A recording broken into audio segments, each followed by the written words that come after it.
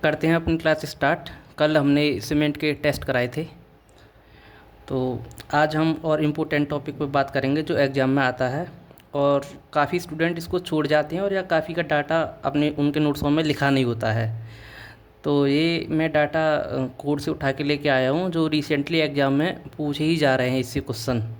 तो काफ़ी important topic है, इससे क्वेश्चन देखने को मिलेंगे आने वाले एग्ज़ाम में भी। तो थोड़ा ध्यान से देखेंगे इस चीज़ को भी। तो करते हैं आज की क्लास स्टार्ट। तो ये मैंने जो डाटा उठाया है वो IAS कोड 269/2015 से उठाया है, क्योंकि ये डाटा जो भी है वो बिल्कुल वेरीफाइड है, कोई भी डाटा में गलती नहीं है। तो हमारा चलो जो स्टार्ट करते हैं अब। IAS 269 के अकॉर्डिंग जो हमारा ओटलैंड ऑर्डिनरी जो सीमेंट है उसको 5 कैटेगरी में डिफाइन किया है कोर्ट ने। OPC 33, OPC 43, OPC 53, OPC 43S और OPC 53S। तो एस का यहाँ पे कभी कभी पूछ लेता है कि एस का मीनिंग क्या है यहाँ पे। तो ऑप्शन में देता है स्टैंड, स्लीपर और भी कुछ देता है। तो उसका एस का मतलब स्लीपर होता है। ये स्लीपर के ग्रेड जो होते हैं उसके लिए रेलवे में इन सीमेंट का यूज किया जाता है। तो ऊपर के जो 33, 43 और 53 है, ये तो सभी को ध्यान रहते हैं कि तीन कैटेगरी में डिवाइड किया गया है नहीं, लेकिन IAS 269 के अकॉर्डिंग हमारी जो सीमेंट है उसको 5 कैटेगरी में डिवाइड किया गया है। तो ये फाइनेंस की तो हमने कल ही बात कर ली थी। 33, 43, 53 जो ग्रेड हैं उनके लिए हमारा 2250 और 43S और 53S के लिए 3700 सेंटीमीटर स्क्वायर प्रति ग्राम होता है। साउंडर टेस्ट IAS 4031/3 मैंने पहले ही बोला था कि मैं कोड जितने भी कोड हैं सीमेंट के उसकी एक सेपरेट वीडियो बनाऊंगा। तो साउंडनेस के लिए जो IAS 4031/3 में इसके टेस्ट किए जाते हैं लीच एटिलियर मेथड के द्वारा और ऑटोक्लेव टेस्ट के द्वारा ये करते हैं।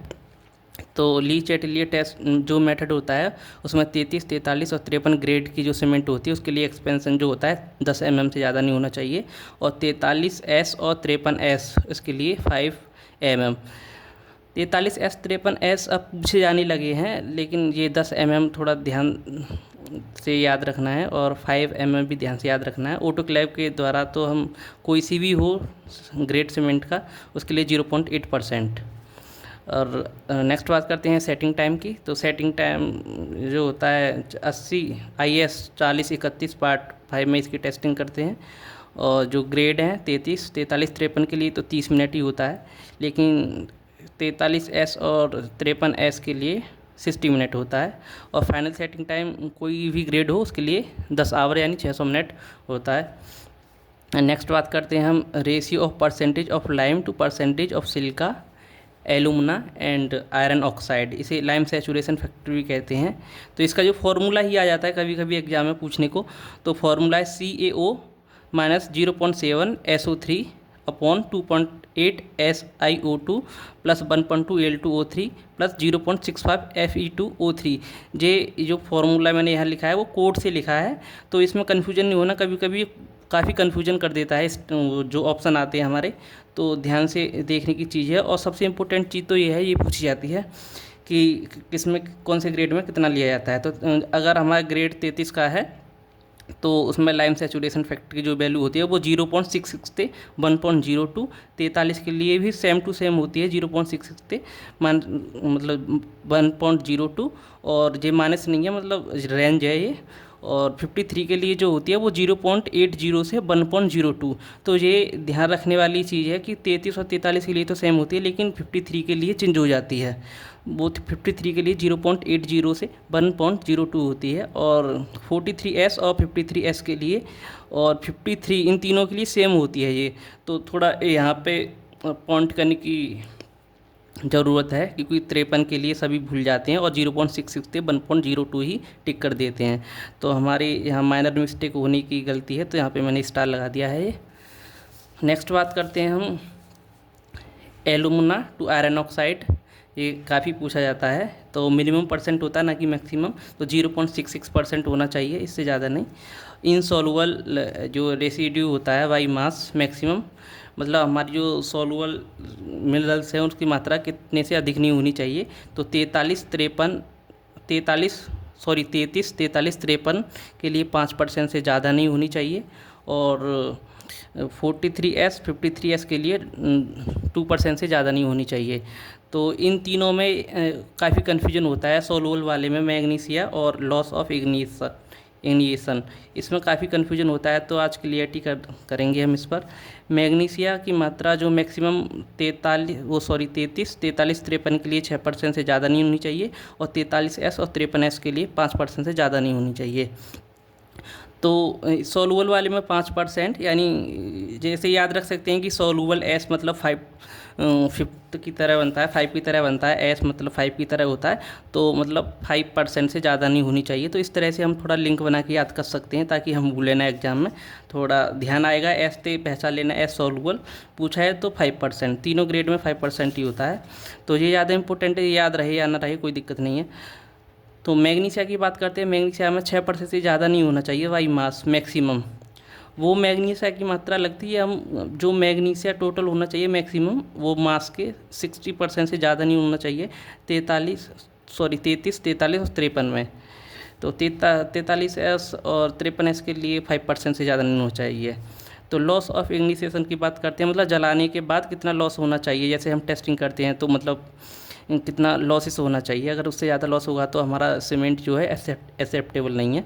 तो 33 और 43 के लिए 5% होता है, और इसमें 53 अलग हो जाता है। देखो 53 सभी में, जो 53 था वो सभी में इंक्लूड था, यानी 33, 43, 53 एक साथ थे। मैग्नीशिया वाले में भी 33, 53 एक साथ थे, लेकिन जो इग्नियस जो होता है यानी 33, 43 एक साथ हैं और 53 अलग है। तो 33 और 43 के लिए 5% होता है। ये थोड़ा याद रखने वाली चीज़ है क्योंकि यही ज़्यादा पूछा जाता है।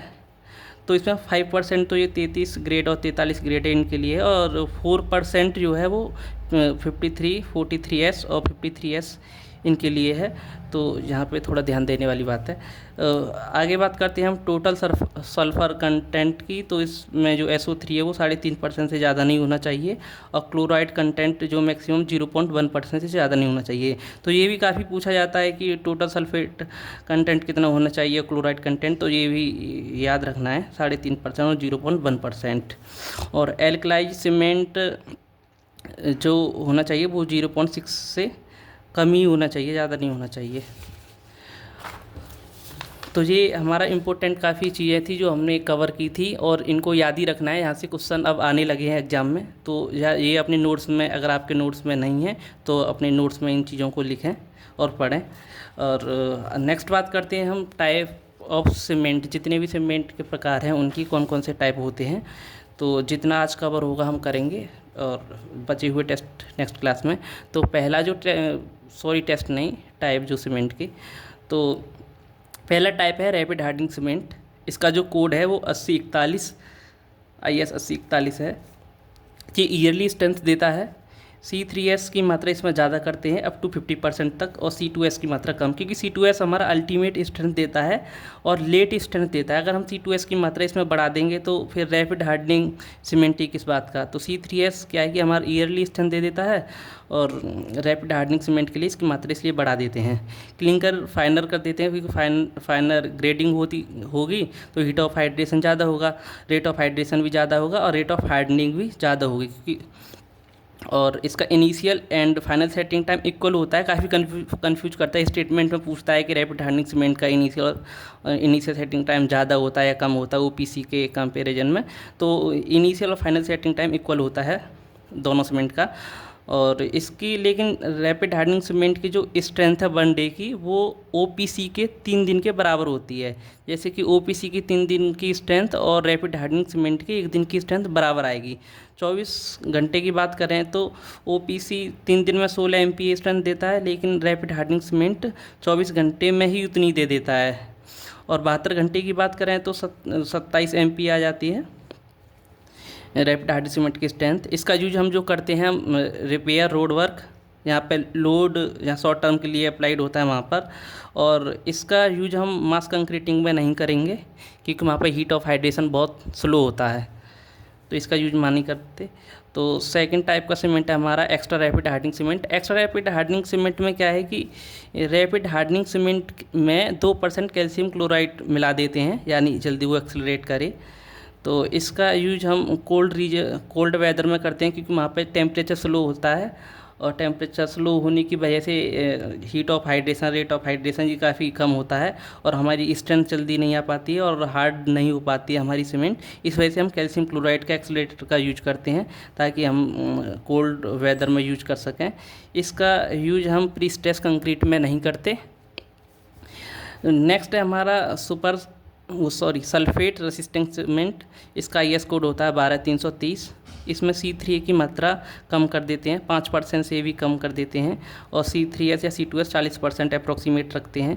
इसका यूज जो होता है हमारा सी वाटर, मरीन लैंड और सीवेज और कैनाल लाइनिंग, कलवर्ट, साइफन इनमें करते हैं, क्योंकि C3A जो हमारा होता है वह C3A सल्फेट के साथ रिएक्ट करके अनडिजायरेबल कंपाउंड बनाता है, जिससे कि हमारा एक्सपेंशन, साउंडनेस ये काफ़ी आते हैं, जिसमें क्रैक की संभावना अधिक होती है। इस वजह से हम C3A की मात्रा कम कर देते हैं। सल्फेट रेसिस्टेंट सीमेंट, यहाँ पे सल्फेट की ज़्यादा मात्रा हो, वहाँ पर हम C3 की मात्रा कम ही कर देते हैं। और इसका यूज वहाँ नहीं करते जहाँ पर टेम्परेचर 40 डिग्री सेल्सियस से ज़्यादा हो, वहाँ पे हम सल्फेट रेसिस्टेंट सीमेंट का यूज नहीं करते हैं। तो आज हम इतने ही टेस्ट कराते हैं, वीडियो काफ़ी लंबी हो जाएगी, और नेक्स्ट जो टेस्ट होंगे हम अगली क्लास में कराएंगे सभी, और अच्छे से कराएंगे। और बचा हुआ एक लेक्चर आएगा कल लास्ट सीमेंट का, उसके बाद हम ब्रिक्स चालू करेंगे। और क्लास अच्छी लगे तो लाइक करें, सब्सक्राइब करें, और कमेंट में ज़रूर लिखें कि अगर कोई इशू हो तो हम और अच्छे से कर सकें। तो जो भी मैं पढ़ा रहा हूँ इससे क्वेश्चन आता ही है एग्ज़ाम में, और आएगा ही ज़रूर। आप विश्वास करके देखना इस क्लास को अच्छे से। Thank you.